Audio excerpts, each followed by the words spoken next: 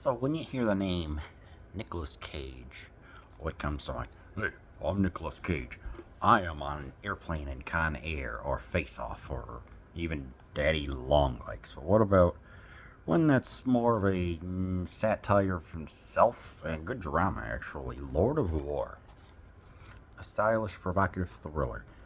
Uh, Chancelle's Yuri Olav discovers one talent: illegal arms trading, dealing. With his brother's help, he reaches the top of his trade, supplying anyone with whose check clears. His skills and quick wits bring him everything he's ever wanted and help him elude a persistent Interpol agent. But the peak of his prowess, he discovers that customers might demand more than he can give, and those he's willing to try to protect could become deadly liabilities. Yes, it's based off of various firearms dealers in the past that are still alive. So this is just kind of like an amalgamation of all that to present an interesting title, Lord of War or Warlord.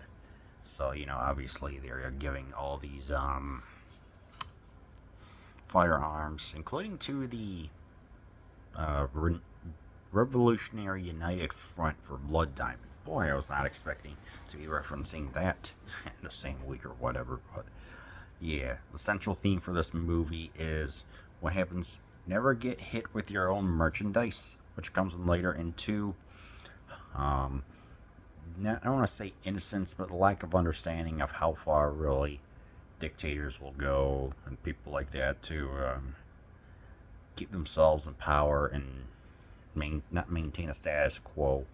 But what really happens with some of the firearms dealings and the real extreme stuff, that's kind of common, and that's what I've noticed here. It's like, yeah, Nicolas Cage in the first 30 minutes, he does get the power going on, and he does also have his little brother coming in. He's played by going off the walls insane Jared Leto during the Suicide Squad. So it makes a great duality of the two. Obviously, you have Leto playing the little brother who's trying to be a hotshot, but then Nicholas and then Cage is portraying Yuri, who's more the I don't want to say stable, the more even-headed of the two. So what happens in the first 30 minutes is, he gets his stuff going on, reads a book about Uzis, and eventually starts to really reclaim some power. So he says that he's keeping it strictly professional. And he says that dealing with dictators, they like things to be in business, not showing up late and always paying money on time. So we get to see that, but then we get to see some of the warlords going on. Everything that's going on with all the blood diamonds of the Sierra Leone.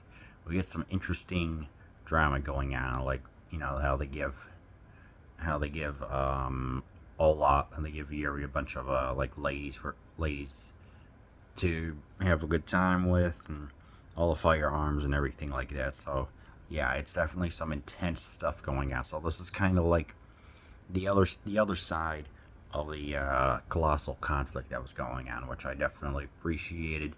But then when he also gets married to a woman, I forget who the actress was, but yeah, it was like, I was looking at him like, yeah, she's, they do a good job. They have a child and everything, so we get a lot of great family dynamics. It's interesting to see Cage that's surprisingly grounded and have another actor pretend to be Nicolas Cage, which I can't believe I just said, but I did. But yeah, and it's like, it gets with the family drama very specifically. Some decent amount of some great drama dealing. It's like the wife is trying to piece together what's going on, and obviously you get the saying, "Hey, no, I'm being clean and everything." But upon discovering I guess you could call it a shipping container, kind of like in Storage Wars, first episode, yeah, worth a whole bunch of passports and everything else. Like we get a return to see what's going on there. Is obviously he has multiple passports and IDs and everything. I'm just like, this man is doing it, but he eventually does get busted, and oof, when I was looking at it, I'm like, yeah, the tension is ramping up, and I'm like, this is good stuff. But I'll say, yeah, definitely what I noticed was it feels like some people may dislike how this movie goes in different directions of one being the dealer, and then getting the conflict going on with the family. But I'm like, that's part of it. It's like you get a different way of viewing things, and there's also a stop motion sequence in which a plane is dismantled. It was really odd, like taking the pictures and everything else as the plane is slowly and ident is just taken apart. I'm just like, that's really odd. But yeah, I guess some other scenes that I liked, whereas where they're trying to scramble to try and change the name of a boat and everything else in order to keep things going, even putting up a Dutch flag or whatever. Although meanwhile we have Ethan Hawke doing a good job throughout. It's like right there in the beginning, but then towards the end when everything starts skyrocketing, we see him going from how he still acts professionally, not wanting to like eliminate everyone and just trying to act ethically and everything else. He's the rarest type of Interpol agent, one who will not break the rules to bring an agent in. That I like. So we get a nice dichotomy going on. And all the meanwhile, things are just happening. So yeah, what I would change, not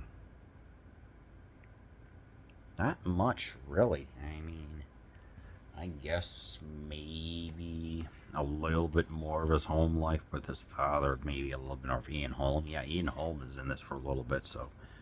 But yeah, 120 minutes, definitely a good movie. Check out Lord of